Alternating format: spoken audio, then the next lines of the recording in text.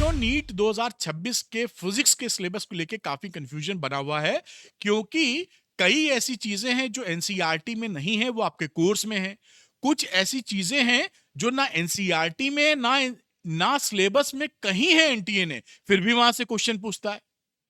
तो इन सब बातों को देखते हुए ये सारी क्लैरिटी इस वीडियो में आपको दूंगा। जैसे एग्जांपल के तौर पे बताऊं कि एक्सरे जो है वो कहीं सिलेबस एनसीईआरटी में भी नहीं है और सिलेबस में भी क्लियर कट मेंशन नहीं है, लेकिन अक्सर एक्सरे से क्वेश्चन आ जाता है। तो अब बच्चे को जब ये मालूम ही नहीं तो कैसे करेगा? तो एक्सरे पढ़ना जरूरी है क्योंकि लिखा तो नहीं है लेकिन क्वेश्चन पूछते हैं, और जो करेगा आगे बढ़ेगा, बाद में तो भसड़ करने से कुछ होता नहीं, आप जानते हैं कितने मुकदमे हो चुके हैं। तो तुरंत इस बात को देखते हैं कि क्या क्या चीजें हमारे सिलेबस में है, क्या छोड़ देनी चाहिए जो सिलेबस में नहीं है। तो चलिए वीडियो को शुरू करते हैं। अरविंद नीट चैनल को सब्सक्राइब कर लीजिएगा नीट फिजिक्स के लिए, या नीट डेडिकेटेड वीडियोस इजी आसान भाषा में फिजिक्स के लिए आपको मिलेंगे।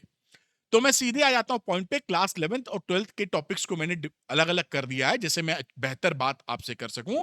ये क्लास 11 फिजिक्स का मामला है। फिजिकल वर्ड ये पूरी तरह खत्म है, ना इससे सवाल आएगा ना पूछा जाएगा, आप छोड़ दीजिए इसको। यूनिट्स एंड मेजर में length, mass and time measurement, accuracy and precision भी अब सिस्टम में नहीं पढ़ना है, ये नहीं पूछा जाएगा, पहले टॉपिक हुआ करते थे। Motion in a straight line में सब पढ़ लीजिएगा। मोशन इन ए प्लेन की बात करूं तो ये वेरिएबल एक्सेलेरेशन ये कह रहे हैं कि नहीं पूछेंगे, लेकिन आप इसको पढ़ लीजिएगा क्योंकि वेरिएबल एक्सेलेरेशन का मतलब क्या है, A is equal to DV by D T, किसी इंस्टेंट पे जो निकालते हो तो इसका तो इस्तेमाल ये कराते ही कराते हैं। तो कहा भले वेरिएबल एक्सेलेरेशन, लेकिन पढ़ना जरूरी है। रोलिंग मोशन, ये रोलिंग मोशन इनके हिसाब से नहीं पूछा जाएगा, लेकिन 2025 में सवाल दे दिया था। तो it is better for you कि रोलिंग मोशन को कम से कम 50-70% पढ़ लीजिए, बहुत डिटेल में ना पढ़िए, तो इतना पढ़ लीजिए कि स्ट्रेट फॉरवर्ड क्वेश्चन आए तो आप कर सको। तो ये करिए आप। अगली वर्क एनर्जी थ्योरम पूरा पढ़ना है, रोटेशनल मोशन पूरा पढ़ के जाइए। ग्रेविटेशन की अगर आप बात करें तो variation in g with latitude and geostationary satellite, ये अब सिलेबस में नहीं है और ये अब नहीं पूछा जाएगा, इससे क्वेश्चन आते हुए आपको नहीं दिखेंगे। मैकेनिकल प्रॉपर्टीज ऑफ सॉलिड्स की बात करते हो तो पॉइजन्स रेशियो, इलास्टिक एनर्जी नहीं आएगा, इनके हिसाब से सिलेबस से बाहर है। मैकेनिकल प्रॉपर्टीज ऑफ फ्लूइड्स ये एक चैप्टर है जो कि कई छोटे छोटे टॉपिक को साथ में रहता है। Reynolds number, Poiseuille's formula, Reynold number आप पढ़ लीजिएगा, जबकि सिलेबस में इन्होंने मेंशन नहीं किया है। कॉम्बिनेशन ऑफ पाइप्स ये नहीं पूछा जाएगा, ना इससे क्वेश्चन आएगा। थर्मल प्रॉपर्टीज ऑफ मैटर की बात करें तो black body radiation, Wien displacement law, greenhouse effect, Newton's law of cooling, emittance, ये जो टेक्निकल टर्म्स थे वो सब आउट कर दिए गए, इनको पढ़ने की आवश्यकता नहीं है। थर्मोडायनेमिक्स में हीट इंजन एंड रेफ्रिजरेटर्स ये सिलेबस में नहीं है। हीट इंजन के ऊपर एक सवाल 2025 में आ गया था, तो इट इज बेटर कि आप कार्नोट इंजन जो है उसको पढ़ लीजिएगा। नहीं है सिलेबस में लेकिन पढ़ लीजिएगा, ये पागल खोपड़ी की इनका भरोसा नहीं है। ठीक। काइनेटिक थ्योरी पूरी पढ़नी है। ऑक्सीलेशन में compound pendulum, free and force, damped oscillation, resonance नहीं पूछा जाएगा। वेव्स की बात करें तो वेव्स में डॉपलर इफेक्ट और रेजोनेंस ट्यूब ये सिलेबस में अब नहीं है। तो 11th का मामला ये है कि जो आपको नहीं पढ़ना है यहां समय जाया ना करें। और कुछ बात मैंने बताई जो कि इन्होंने मेंशन नहीं किया है लेकिन आपके एग्जाम में पूछ लेंगे, तो उसको भी ध्यान में रखना जरूरी है। फिर 12th की बात करते हैं, इसे इलेक्ट्रिक चार्जेस एंड फील्ड्स। तो induction and earthing, electric field due to non conducting sphere, ये सिलेबस में नहीं है, इससे क्वेश्चन नहीं आएगा। Potential capacitance, electric potential energy और मल्टी चार्ज सिस्टम, ये पूछेंगे नहीं ऐसा बोल रहे हैं, लेकिन इसको पढ़ना होगा आपको। मल्टी चार्ज सिस्टम मतलब तीन अगर चार्जेस ऐसे रख दिए हैं, यहां यहां यहां, और इनका पूछ रहे हैं इसकी जो सिस्टम की पोटेंशियल एनर्जी बताइए, ये आएगा, ये आता है, तो इसको आपको पढ़ना होगा, जबकि इन्होंने आउट कर रखा है। Metal plate between parallel plate capacitor, इसको भी पढ़ लीजिएगा। के की वैल्यू इंफिनिटी डालनी होती है, दैट्स ऑल, है ना, जो डायलेक्ट्रिक कांस्टेंट होता है वो इंफिनिटी डाल दो, आ जाएगा। वेन डिग्री, इससे सवाल नहीं आएगा, क्लियर कट, ना इसको पढ़ने की आवश्यकता है। करंट, इलेक्ट्रिसिटी, कार्बन रेजिस्टेंस आप सेफली छोड़ सकते हैं। कलर कोड, कार्बन रेजिस्टेंस, इसको भी सेफली छोड़ सकते हैं। पोटेंशियोमीटर पूरा डिलीट है, जबकि मीटर ब्रिज आपके सिलेबस में है, लेकिन मीटर ब्रिज एनसीईआरटी में दिया नहीं है, लेकिन मीटर ब्रिज आपके नीट के सिलेबस में, इसको पढ़ना जरूरी है। फिर मूविंग चार्जेस मैग्नेटिज्म की अस्टर्ड एक्सपेरिमेंट नहीं है। Magnetic field due to finite wire, ये आपके कोर्स में नहीं है, लेकिन इसको, इसका फॉर्मूला जरूर पढ़ लीजिएगा, कई जगह इस्तेमाल करा लेते हैं। तो नहीं है सिलेबस में, लेकिन पढ़ना बेहतर होगा आपके लिए। टॉराइड नहीं है कोर्स में। साइक्लोट्रॉन आप सेफली छोड़ सकते हैं। उसके बाद मैग्नेटिज्म मैटर में अर्थ मैग्नेटिक फील्ड पूरा आप छोड़ सकते हैं, ये क्लियर कट नहीं आएगा क्योंकि ये तुरंत ही समझ में आ जाता है, कोई लिंकेज नहीं है दूसरे चैप्टर से। टेंजेंट गैल्वेनोमीटर ये सब आउट है, सिलेबस में नहीं है।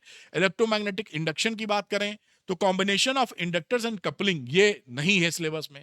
अल्टरनेटिंग करंट एलसी ऑक्सीलेशन इनके हिसाब से नहीं है, फिर भी मैं आपसे रिक्वेस्ट करूंगा, रिकमेंड करूंगा कि एलसी ऑक्सीलेशन पे एक नजर मान लीजिए, मुश्किल से 5 मिनट का टॉपिक है। इलेक्ट्रोमैग्नेटिक वेव्स में पूरा आपको पढ़ना है, डिस्प्लेसमेंट करंट वगैरह या जो प्रॉपर्टीज होती है। रे ऑप्टिक्स की बात करें तो लेंस एंड मिरर कॉम्बिनेशंस इनके हिसाब से ये सिलेबस में नहीं है, लेकिन आप पढ़ के जाइएगा, कोई लेंस और मिरर के कॉम्बिनेशन से एक सवाल बना देना बहुत ही आसान होता है, कहीं भी बन जाएगा। और ये कह नहीं क्योंकि लेंस भी पढ़े हैं मिरर भी पढ़े हैं तो फंस जाएंगे कि भाई ये तो पूछा जा सकता है। Lens at distances, dispersion of prism ये छोड़ सकते हैं आप सेफली।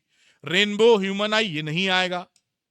स्कैटरिंग ऑफ लाइट ये भी नहीं आएगा, सनसेट सनराइज भी नहीं आएगा, लेकिन लेंस मिरर का कॉम्बिनेशन और लेंस एट डिस्टेंस ये जरूर आप पढ़ लीजिएगा, सेफ साइड वही है। Wave optics, resolving power of microscope and astronomical telescope इसको सेफली छोड़ा जा सकता है, कोई दिक्कत की बात नहीं है। Dual nature, Davidson Germer experiment का जो डिटेल्ड वर्जन है वो आपको नहीं पढ़ना है, केवल कंक्लूजन पढ़ना है जो डेविडसन जर्मर एक्सपेरिमेंट रहा है डुअल नेचर के अंदर। एटम्स में कुछ नहीं छोड़ना, जो है पढ़ेंगे। न्यूक्लाई में आइसोटोप्स, आइसोटोन्स, आइसोबार्स ये कह रहे हैं नहीं पढ़ना है, आप इसको पढ़ लीजिएगा, मुश्किल से 5 मिनट का टॉपिक है, केमिस्ट्री में वैसे ही पढ़े होंगे। रेडियो एक्टिविटी, इस पे भी एक सवाल आ गया था जबरदस्ती, लेकिन आप इसको छोड़ देंगे क्योंकि इसके अंदर पढ़ने के लिए बहुत है और इनके हिसाब से आउट ऑफ सिलेबस है, तो इसको करने की आवश्यकता नहीं है। एक सवाल अल्फा बीटा डिके का आ गया था 2025 में, जो कि नहीं आना चाहिए था, तो इसको छोड़ देना ही बेहतर होगा। ट्रांजिस्टर सेफली पूरी तरह आप इसको डिलीट करके रखेंगे, नहीं पढ़ेंगे। और लॉजिक गेट्स आपका एनसीईआरटी में नहीं है, फिर भी सिलेबस में है, तो लॉजिक गेट तो करेंगे। एक क्वेश्चन तो आप जैसा जानते ही हैं, अगर मैं ना भी बोलूं तो भी, कि एक क्वेश्चन तो इसका आपके एग्जाम में आपसे पूछ ही लिया जाता है। ये मैंने सिलेबस बताया जो 2026 के लिए लगने वाले हैं, इन पे कड़ी नजर रखिए और सेफ्टी बनाइए। ऐसा ना हो कि आप कोई चीज छोड़े और दूसरा बच्चा पढ़ ले, वो आगे निकल जाए। अब कुछ बातें और, नीट में जो डिलीटेड नहीं है, वर्नियर कैलिपर पढ़ना है, स्क्रू गॉज पढ़ना है, नॉन यूनिफॉर्म मोशन पढ़ना है, स्टैंडिंग वेव्स, ऑर्गन पाइप्स आपके सिलेबस में है, एंगल ऑफ डिविएशन, प्रिज्म और स्टेफन बोल्ट्जमैन कांस्टेंट ये सारा आपके सिलेबस में है, कुछ मत छोड़िएगा इसमें से ये सोचिए हुए कि नहीं आएगा। दूसरा, अब नीच में जो significant figure error in measurement, कई बच्चे पूछते हैं कि नहीं ये आपके कोर्स में, एरर्स आपके कोर्स में है, जबकि नई वाली एनसीईआरटी में एरर नहीं दिया गया है। रिलेटिव वेलोसिटी आपके कोर्स में पढ़िएगा। कंजर्वेशन ऑफ मैकेनिकल एनर्जी कब लगता है, जब केवल कंजर्वेटिव फोर्स लग रहे हो। पैरेलल एंड परपेंडिकुलर थ्योरम आपके कोर्स में है। लॉजिक गेट्स आपके कोर्स में है, जो कि कई जगह एनसीईआरटी किताब में नहीं दिया है। थोड़ी सी आपके लिए हेल्प या मदद कह लीजिए, कुछ बच्चे, क्योंकि जब भी आप नीट की तैयारी करेंगे, एनसीईआरटी इज द किंग, आप जानते हैं, तो एनसीईआरटी फिजिक्स की एग्जाम्पल और एक्सरसाइज लगाने मस्ट हैं, साथ में 10 साल के नीट के पीवाईक्यूज ये लगाए बिना, क्योंकि ये बेस है, फाउंडेशन है, बिना इसको लगाए बिना आप आगे नहीं बढ़ सकते हैं। मॉक टेस्ट कितने भी लगा ले, पहले फंडामेंटल तो तैयार हो, तब तो स्पीड बढ़ाइएगा आप। तो अगर कहीं आपको इशू आता है, इजी फिजिक्स नहीं पढ़ पाए हैं, तो आप इस जो नीट संपूर्ण कोर्स है इसको ले सकते हैं। इसके अंदर 1295 इतने वीडियो क्वेश्चंस हैं, वीडियो फॉर्मेट में, पूरी एनसीईआरटी 11-12 की एग्जांपल एक्सरसाइज पूरी सॉल्व करके मैंने दी है सरल भाषा में, और पीवाईक्यूज भी 2025 तक के अपडेटेड आपको मिल जाएंगे वीडियो फॉर्मेट में। तो आप इसकी मदद ले सकते हैं, फिर अपनी मॉक टेस्ट लगाते रहिए। जो बच्चे इसको लेना चाहते हैं तो लेंगे कहां से, तो वो अरविंद एकेडमी ऐप को, अरविंद नीट ऐप को डाउनलोड कर लीजिए, लिंक डिस्क्रिप्शन में मिलेगा। स्टोर सेक्शन में जाइए और नीट संपूर्ण लेकर फंडामेंटल तेजी से लगाकर मजबूत कीजिए, फिर मॉक टेस्ट लगाइए। तो उम्मीद करता हूं ये वीडियो आपके लिए हेल्पफुल रहा होगा। अरविंद नीट चैनल को सब्सक्राइब करना मत भूलिएगा। कमेंट सेक्शन में मुझे फीडबैक दीजिएगा कि और किस तरह के वीडियो आप चाहते हैं, मैं कोशिश करूंगा आपको राइट डायरेक्शन में कंक्रीट इंफॉर्मेशन प्रोवाइड कर सकूं। Thank you very much, wish you all the best.